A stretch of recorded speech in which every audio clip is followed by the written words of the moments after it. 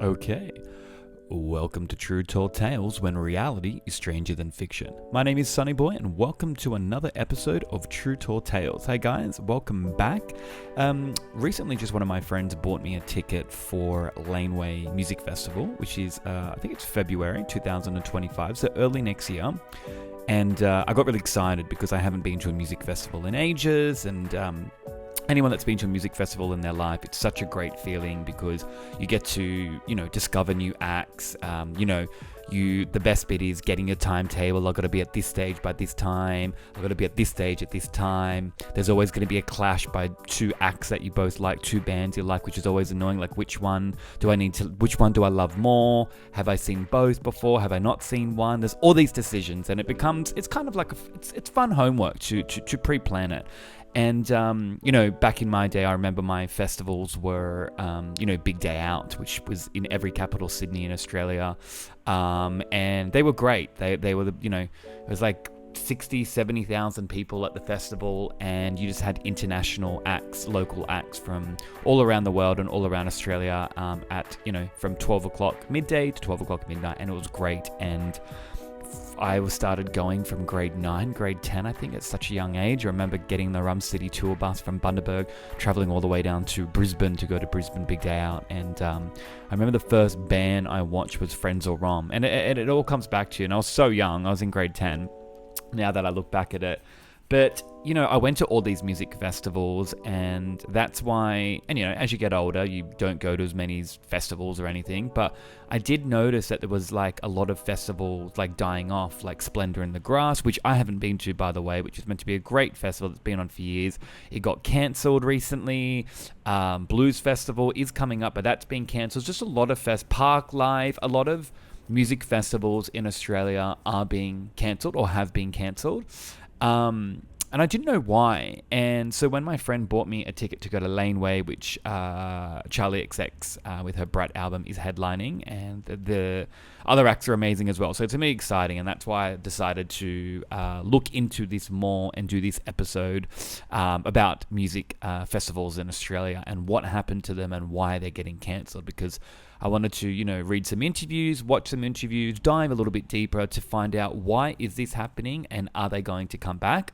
And I'm so excited for Laneway because Laneway Festival is such a cool festival, and I'm glad that's still going, and maybe that will bring back the formula back for everyone to go to music festivals and also bring musician jobs and the arts again, because you don't want the music scene to die, because it is a big part of our reality and our lives. We listen to music every day, and it helps you and makes you happy and makes you sad. It's just very, very important to have live music and music just in general.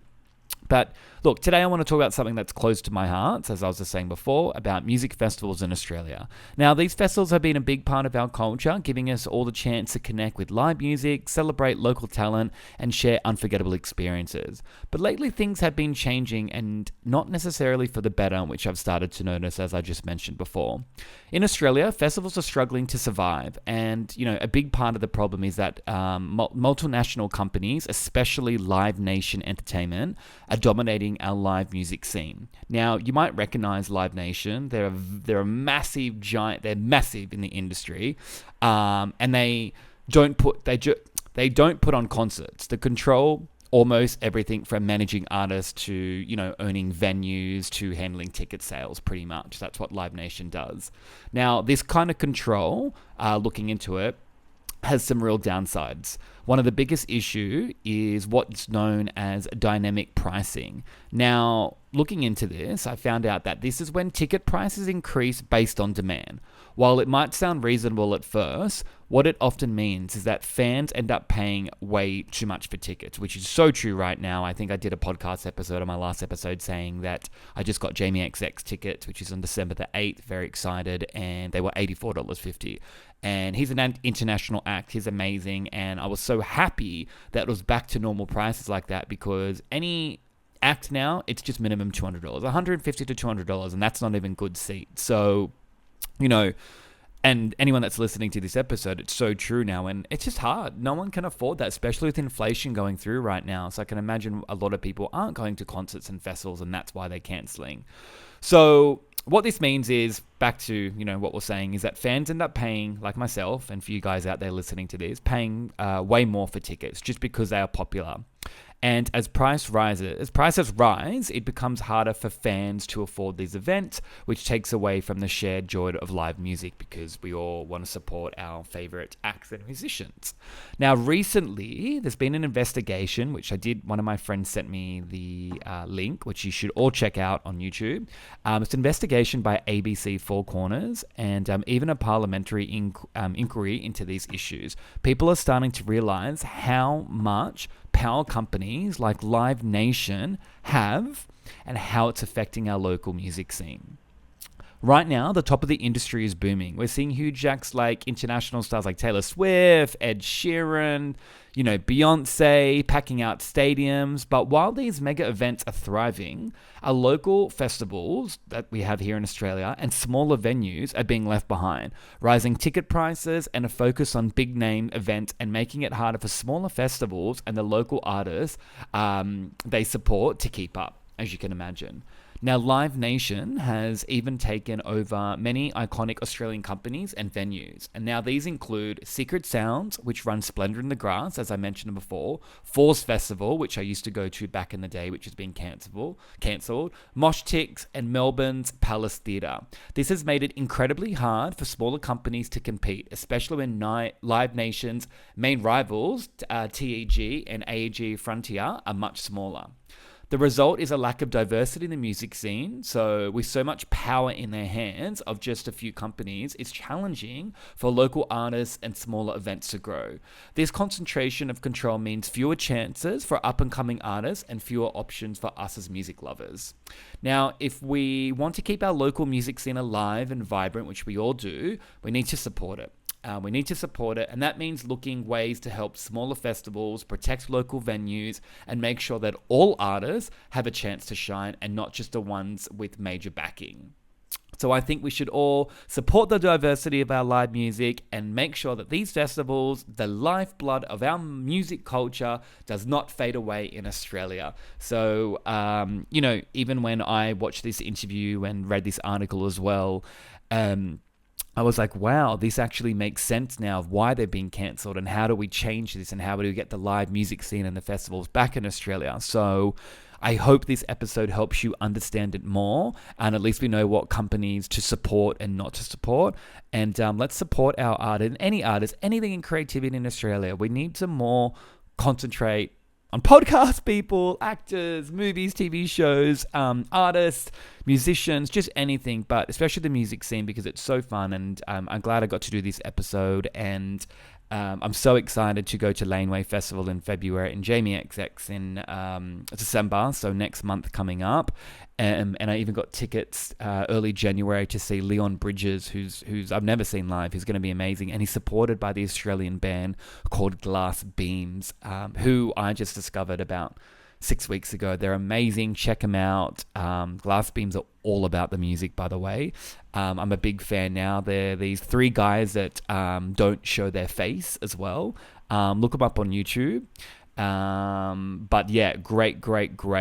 To end the show today, I'm going to leave it because this is a podcast about True Tall Tales. My True Tall Tale would be about going to, I don't even know what year it was, but I went to Daft Punk's last concert.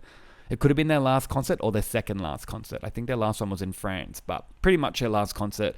And it was at Sydney Olympic Park, and it was a festival that went from midday to midnight.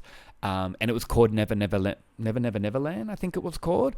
And it had artists like anyone electro, big or up and coming up, like, you know, the Presets, the Cut Copy, I think even Muscles, you name it back then, like they were all starting out. And I think that was a peak as well, that before presets were becoming big, because I used to watch them at this club called Club 77. That's where they broke out at, this local Sydney place back in the day. It still exists now, but that's where they started.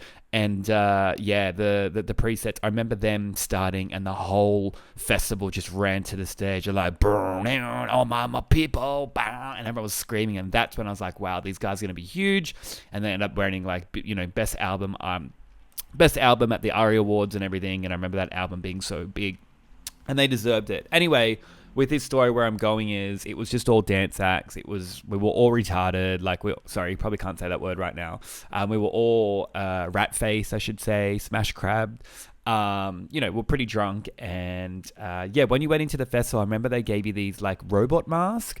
And you could fold them and put them in your pocket. Didn't think anything of it. Watched all the bands. Anyway, Daft Punk comes on, and it's a triangle spaceship that floats onto space. The top of it hovers up, and you know what Daft Punk look like. So they're two robots, and they come out and they do their thing, and it was so crazy that they told the whole audience. Well, they didn't tell. They just did it by, because I think they're aliens. It's a whole nother story. They told us to put on the mask.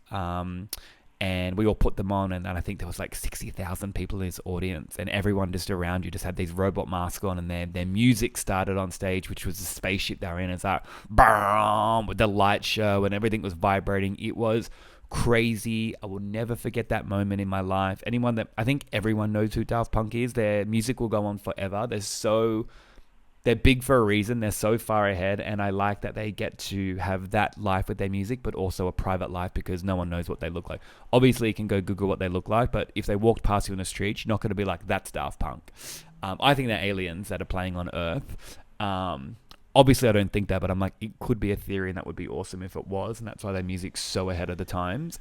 But moral of the story is that was probably one of the best concerts and best festivals I've ever been to in my life. And anyone that's listening to this, you always remember what your first concert was, what was your best. It might even not be your favorite band or your favorite act, but it just blew you away so much. But yeah, Daft Punk, that concert was probably... nothing's ever topped that. Like it was an out-of-body experience. Anyone that's listening to this episode, write in comments if you went to this concert, even if it wasn't in Sydney, because I want to reflect and say how good it was, or send me a comment or write comments as well of your favorite act or who you watched or your favorite festival, etc. But thank you so much for tuning in. Sorry I've been away for a while. I've been overseas, visiting some friends, been on vacay, and it's been really, really nice, but it's really good to be back and good to be back on the podcast. But guys, let's get this together. Let's bring back live music to Australia, festivals as well, and let's concentrate on those smaller companies. My name's Sunny Boy. You're listening to Triple T, True Tall Tales. Send me an email if you want to be on the show or you've got a True Tall Tale for me. Have a good evening. Be good to your mum and dad. Be good to your family and friends. Peace out. My name's Sunny Boy. Thank you for listening. Good night. Good night, world.